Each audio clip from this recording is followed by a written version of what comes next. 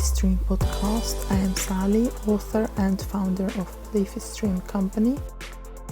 This podcast is about helping you and sharing my experiences about any area in life. It's about staying mentally healthy, motivated and confident. So today we are going to talk about what is emotional abuse and how can you recognize it. If someone makes you feel little, not very good, or not enough, hurt you or reject you and threatens you, that's mean you are emotionally abused. Emotional abuse is as damaging as physical and mental abuse. The only reason for emotional abuse is the person trying to mess with your head and trying to control you. There are many types of emotional abuse, such as verbal, where someone screams and yells at you, insulting and swearing at you. Isolation, and that is where someone stops you from meeting your friends and family, sometimes even remove you from the place where you are connected to people, so you would be alone. Financial, where the person controls the money and won't allow you to spend money or even make decisions about finances, and you will not have a say at all. And lastly, hurting you, and that is when the person deliberately will make and do things that hurt you and harm you. So you would comply to his or her requests and submit to their abuse. So how to recognize the emotional abuse? Well, you can start by answering these questions that I'm gonna ask you now. First thing, do you feel that you are walking on eggshells? Do you feel scared to express yourself and you change your behavior because you are frightened? Do you feel controlled and isolated and alone? Do you feel you cannot make any financial decision by yourself without your partner's permission? If you have answered yes to any of these questions, then you are experiencing emotional abuse. It's important that you recognize the signs. If you are being emotionally abused, make sure that you take the right steps and actions to protect yourself. Here are a few steps that you can take and hopefully you will find it helpful. Make sure that you inform the right authorities and you get proper advice. I am just telling you here from my experience and I'm only sharing my experiences. I am not a professional. However, I just want to give you some insights to what I have experienced so you will be able to protect yourself. So without further ado, here are 5 few steps that you can use when you are emotionally abused. Number 1, recognizing and knowing. This is so important that you are sure that you are emotionally abused. Once you started recognizing that you are being manipulated and you are now in a much better position because you are now knowing the stage, which will help you greatly. Knowledge is power, and once you are now educated and know what is happening in your life, you can start by taking the safest and right actions to help you escape the abuse and to get away from the abuser. You also get to know your rights and you will not be easily convinced by the person's behavior to control you. You will be able to reach out to the right people and professional to help you specifically on what you need to deal with in your situation. And they will guide you on what you need to do. Number 2, Don't try to change the person. Trying to make the person who abused you understand what he or she did to you is wrong and is not going to be successful. You will be wasting your time if you even try it. The person who is abusive does not change just like that from a conversation.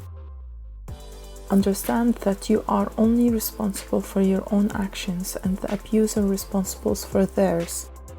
From my experience, I tried to help my abuser and we went to the therapist. However, it did not work. My abuser would twist everything and stopped going to the therapist and counselor and ended up badly. My advice to you, don't try and think that you can change the abuser. Focus on yourself and your safety. If the person becomes aggressive or violent, make sure you don't retaliate and immediately phone the police to get protection. Don't allow the abuser to provoke you in any way until you are safe and able to get some help and support. Number 3, leave the abuser. I understand leaving the abusive relationship is not easy, especially when you are monitored 24/7. The first thing you can do is have an emergency bag ready where it has all your documents, clothes, and money if you can. You can leave the bag in the car or near the door and it's ready to go. If you are able to leave the abuser, take your bag and find a safe place to stay in. You may think a lot about such action and you may feel scared to let go and leave the abuser. However, I want you to remember that the abuser will never change and remind yourself of that. And remind yourself of all the suffering and pain that person caused you. It may be difficult at the beginning and scary, however, do not make excuses for the abuser and stay strong and focus on yourself. Number 4, get professional help. When you are trying to escape the abuser, make sure you get professional help. For example, here in the UK, there are many organizations such as National Victim of Domestic Violence, the Sunflower Center, Women's Refuge, and many more. In the US, there is Family Advocacy Program and there is a National Domestic Violence Hotline. I will leave some links and phone numbers below for you to check them out if you need to contact them. Make sure you don't let the abuser know that you are contacting those professionals. After leaving the abuser, now you can continue working with the professional help by taking courses to educate yourself about more what is abuse and how you've been manipulated and how to prevent it and how to protect yourself if ever happened again in the future. Also, you will be able to get a therapist where the person will help you emotionally and mentally to regain back your power and stability if this service is available. Number 5, take care of yourself. Once you are feeling safe and calm now, you can make plans on how you want to live your life. Remember that the abuse is not your fault. Normally, abusers choose their victims and study them. It is all planned ahead in the abuser's mind. So don't blame yourself nor feel guilty about it. Celebrate that you escaped the abuser and be happy that you are now free from the abuse and manipulation. Find ways to release any stress that you may feel, and you can check my episode where I discuss how to deal with the stress. I'll try and leave the link down below if you are listening on YouTube. And do things that you love to do and love yourself unconditionally. Take off your victim t-shirts and put on your survivor's t-shirt. You are a hero and a strong person, and rejoice that you are now free, happy, and living your life to the fullest. So, we recap quickly. First, you need to recognize that you are being abused and figure out what type of abuse you are going through if you can. And then the steps that you can take after knowing and recognizing. Do not try to change the person or convince them to change. Leave the abuser safely and get professional help.